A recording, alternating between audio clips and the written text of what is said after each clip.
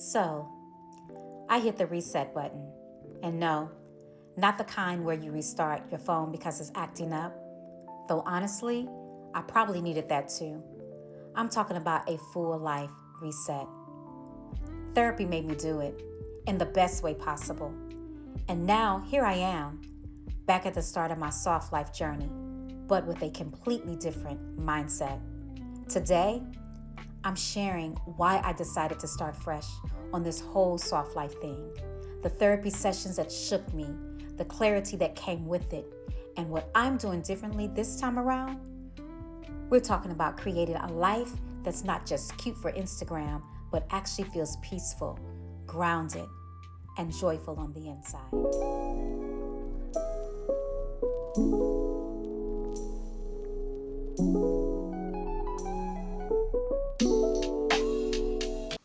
Hey there, beautiful people. Welcome back to my channel. She's Forever Changing. And if you're new here, hi, I'm Sheridan. And this is where we talk about all the things soft life, faith, and femininity with a little humor and a lot of real talk. So before we dive into this video, go ahead and grab your snack, your drink, your blanket, whatever you need to be comfortable and cozy.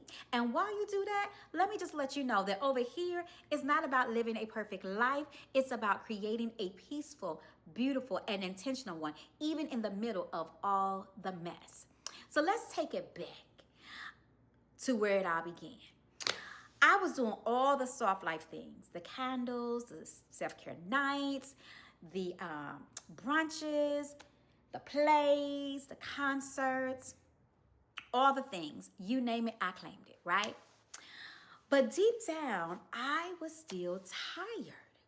I was anxious, and honestly, I was carrying way too much emotional luggage. Way too much.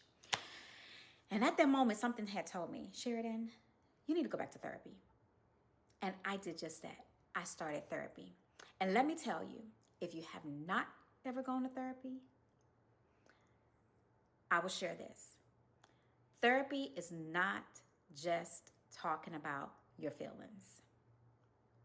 No, it's not. Sometimes it's more like, here's a mirror, sis. Let's talk about all that stuff you've been avoiding. All that stuff you've been avoiding. The mirror is here. It gets hot and it gets heavy in there.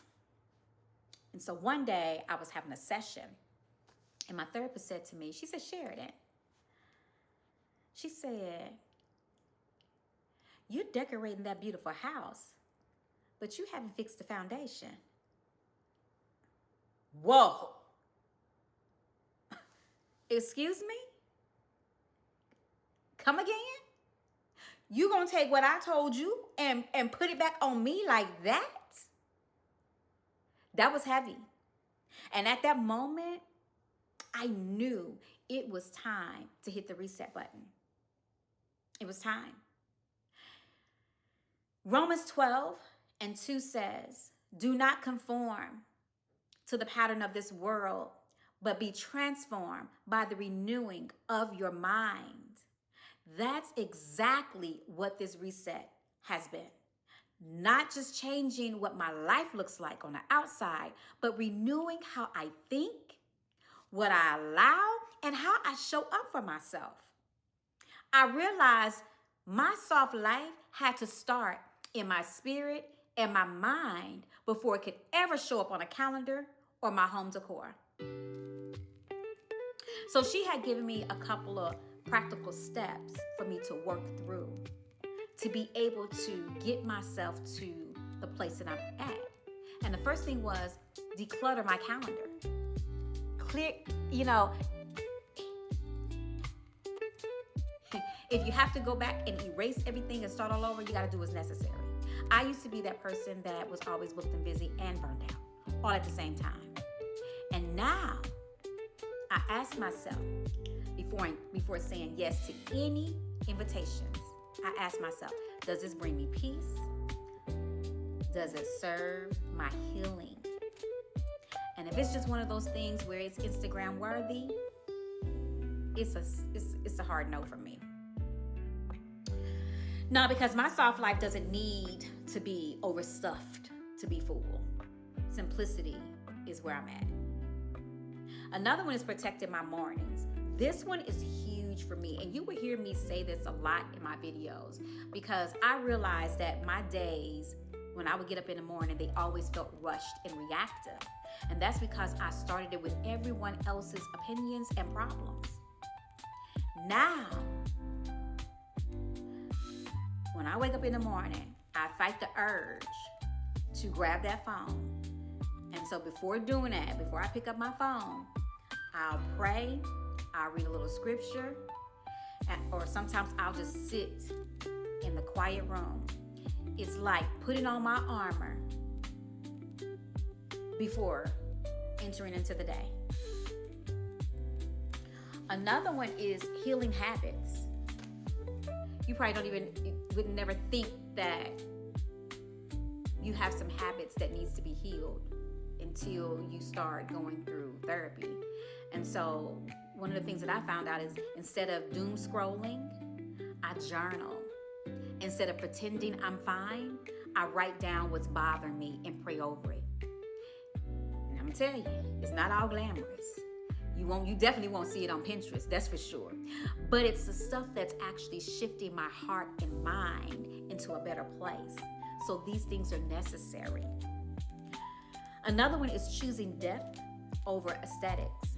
So listen, for those who know me know, I love a pretty coffee mug. I love all things cute, right? I love a good smelling candle, all those things.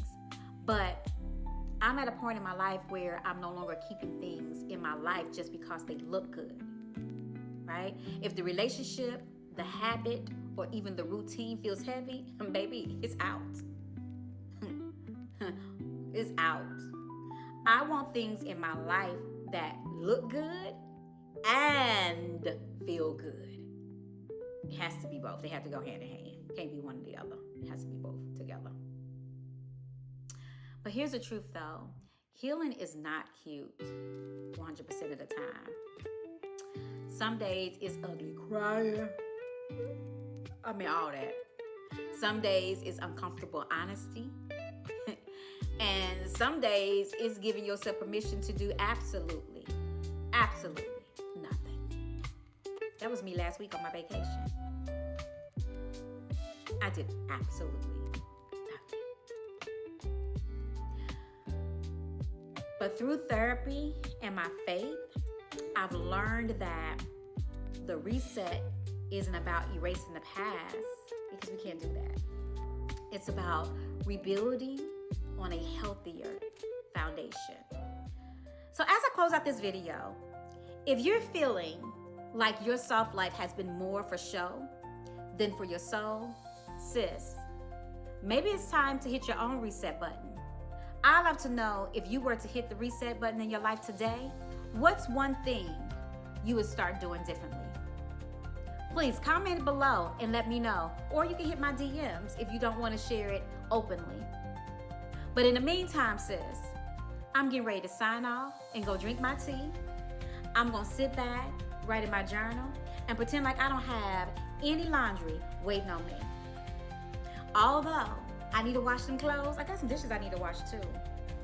Now that I think about it, I also need to vacuum.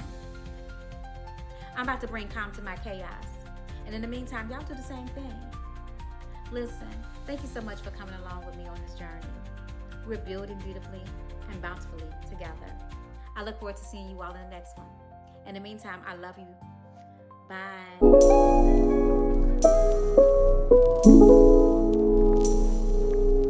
Bye.